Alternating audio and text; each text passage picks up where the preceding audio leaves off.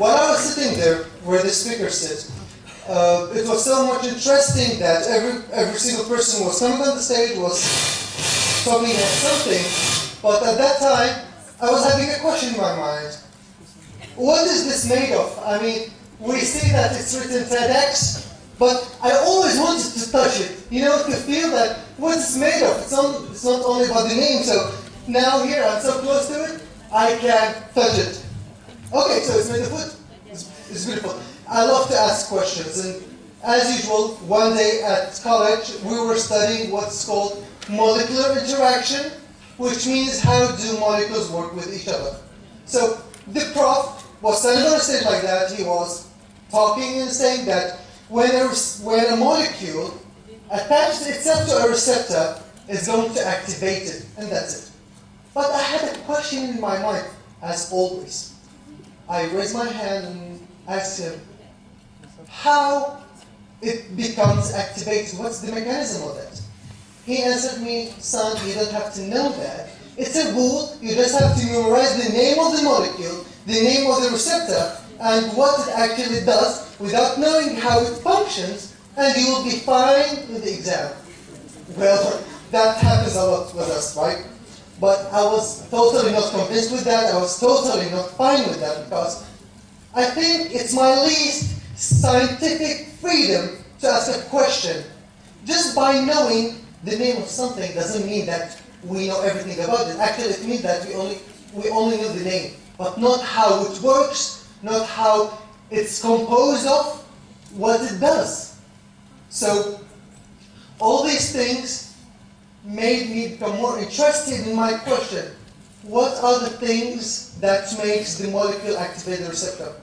So in order to make it easier for you guys, and also for myself, it's always fun to imagine things.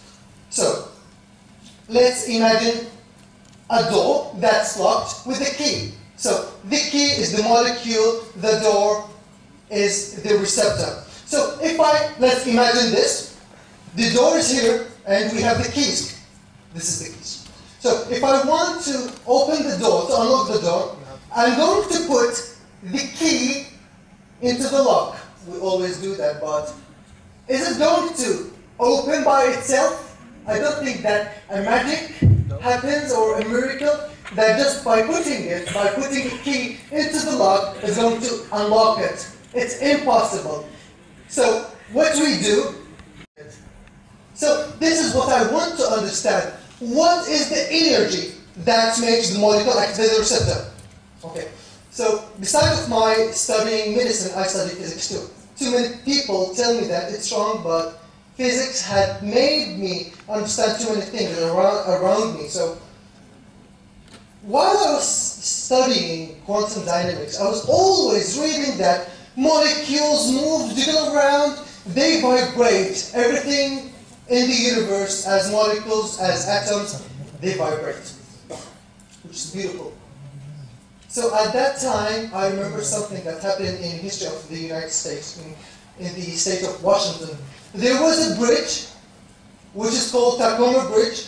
We all know bridges are so solid, they're made of concrete, that's impossible to move. We cannot move a bridge.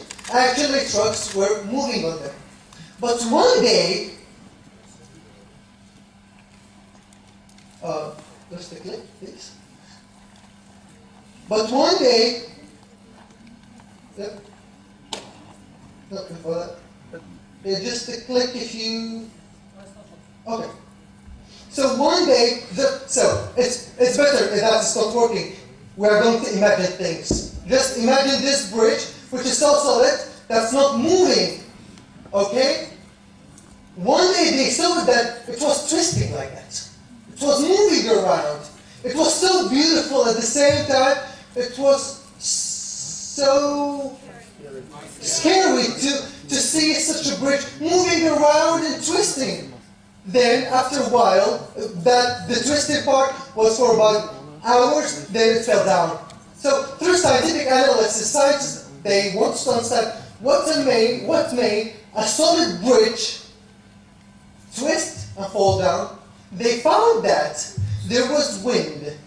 It was blowing and hitting the bridge with a frequency, the same with a vibration and having a frequency with the same vibration as the molecules of the bridge.